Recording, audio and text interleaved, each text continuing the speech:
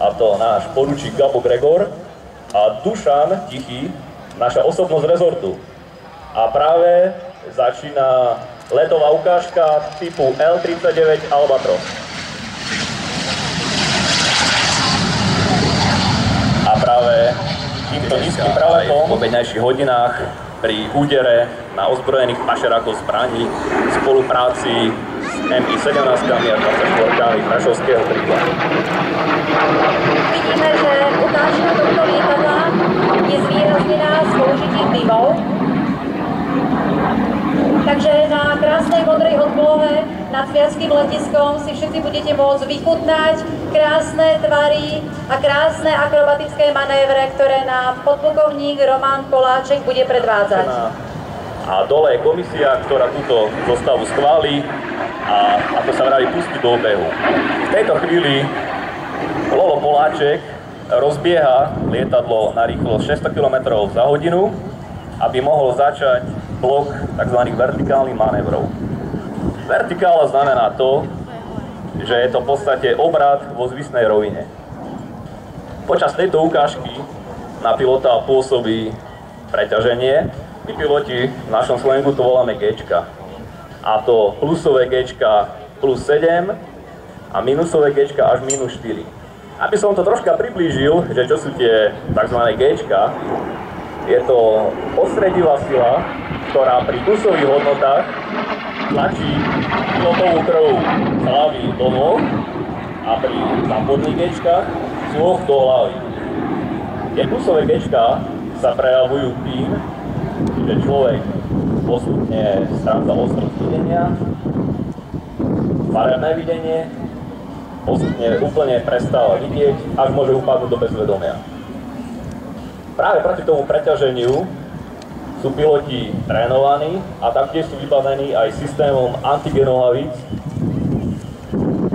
ktoré majú za úlohu stláčať spodnú časť tela a zamedziť úniku krvi z mozgu.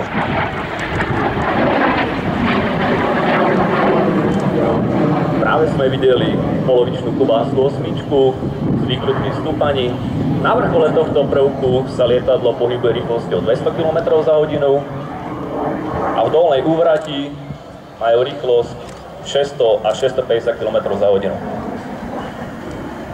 O pilotoch je známe, že sú pravidelne podrobovaní aj lekárskym repliantám, ktorých zdravotný stav musí byť úplne bezchybný, takisto majú svoju špecifickú životosprávu a všetky tieto manévre a všetky lety sú vykonávané aj v špeciálnom vybavení.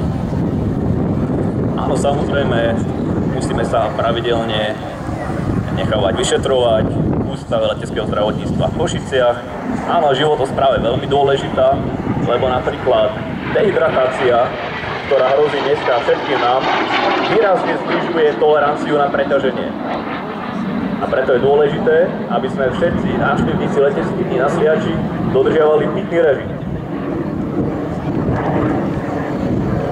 Môžeme rátať, to bol prvý, druhý, tretí, štvrtý, že sa mu tá hlava nezamotá.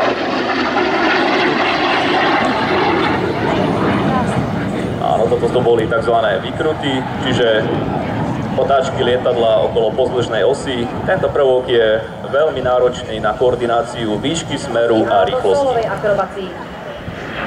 Samozrejme, je obrovský rozdiel lietať solo ukážku a akrobáciu skupiny.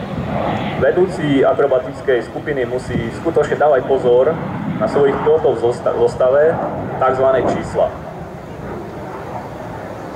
Na pravej strane je to jednička, na ľavej dvojka, trojka, štyrka, záleží podľa zostavy.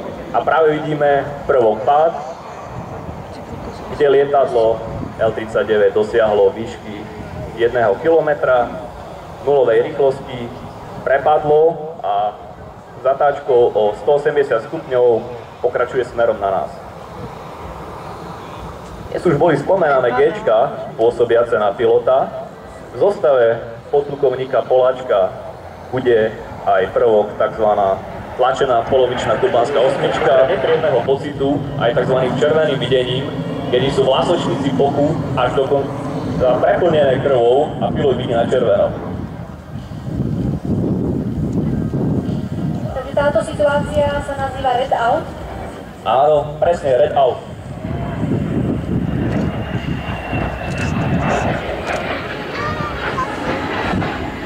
Koľko nácvikov musí absolvovať podplukovník Roman Poláček, aby sa mohol predviesť na verejnosti na takomto verejnom leteckom podujatí? Najoriginálnejšiu fotografiu lietadla L-39, ktorá prebieha na našej webovej stránke, ktorú si môžete nájsť na smerovom kormidle lietadiel počas letových, ale aj statických ukážok. Týchto žiadal fotografov, ktorí majú také dobré objektivy, sa ešte môžeme stretnúť v priebehu tohto dňa, aby sme si mohli ešte povedať nejaké ďalšie informácie k lietadlu L-39. Určite ďakujem pekne za možnosť prevádzať vám mojím slovom a poprosil by som potlesk pre displej pilota typu L-39 Albatros, podplukovníka Romana Lola Poláčka. Ďakujeme. Ďakujeme aj Romanovi Poláčekovi, teda Lolovi. Ďakujeme aj vám, ďakujeme za vašu priazeň. Po vyrolovaní lietadla zo vzletovej a pristávacej dráhy bude nasledovať ukážka solovej akrobácie lietadla MiG-29, ktorú nám